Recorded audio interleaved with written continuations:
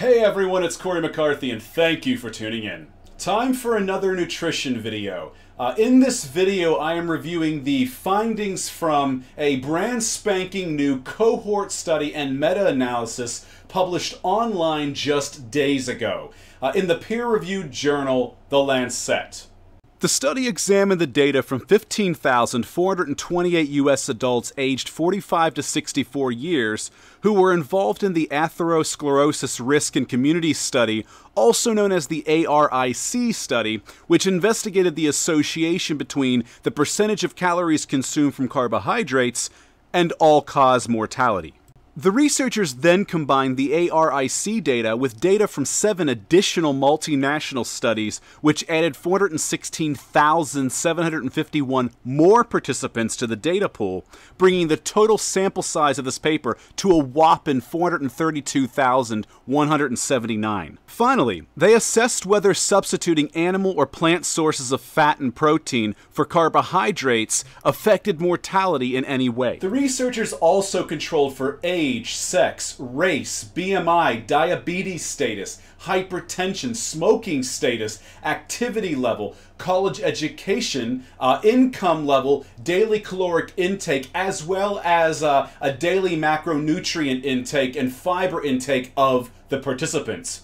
Just putting that out there before someone pulls the ubiquitous "oh, but vegans tend to live a healthier lifestyle" card and trying to refute the findings that I'm about to present to you.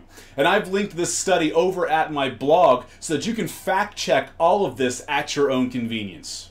What they found was that both high and low carb diets are associated with increased mortality rates, with a lower mortality rate occurring when 50% to 55% of calories come from carbohydrates. That being said, lower carb diets that favor animal-based proteins and fat sources, such as from lamb, beef, pork, and chicken, are associated with a higher mortality rate, while unsurprisingly, those that favor plant-based protein and fat intake, such as from vegetables, nuts, peanut butter, and whole grain breads, are associated with a lower mortality rate. Certainly a hard kick to the proverbial balls for the pro-meat, animal-based keto, and carnivore crowds, and any dietary groups like them, as if common sense wasn't enough to refute their ridiculous dietary claims and choices. And Jordan Peterson claims that a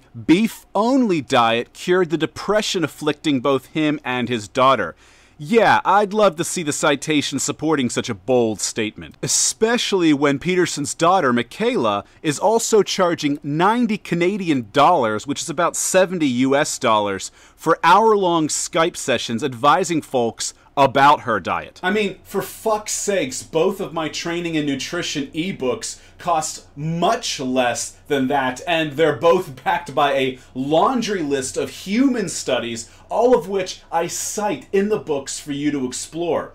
Listing references should be a standard practice when making claims, especially claims which someone will profit from. And the results that I've discussed in this video are in line with research from both 2009 and 2014, which found that high-fat, low-carb, plant-based diets have heart protective and lipid-lowering advantages compared to low-fat, higher-carb diets containing animal products. Yes, a high-fat vegan diet complete with oft-maligned vegetable oil intake is significantly healthier for you than a low-fat diet containing animal products.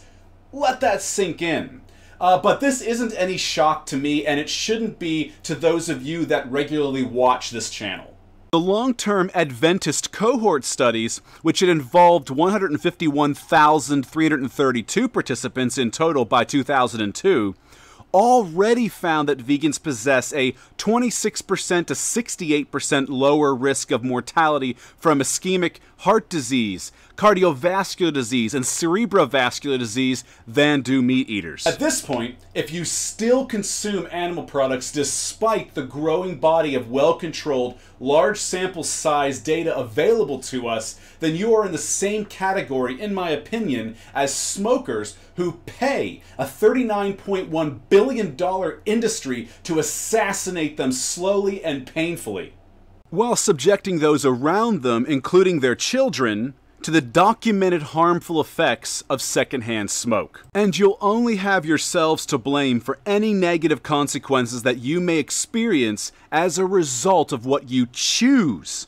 to put into your mouths. Anyhow, stir up discussion in the comments below, and don't forget to subscribe to my channel, press that bell button for notifications, and check back weekly, typically by Friday mornings. All three avenues will help ensure that you don't miss any new content from me.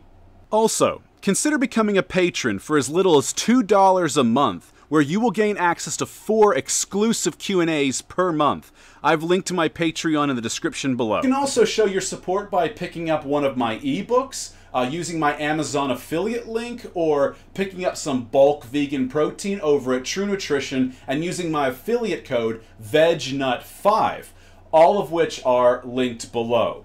Thank you all for your continued support. I want to thank you for watching, and I'll see you all in the next video.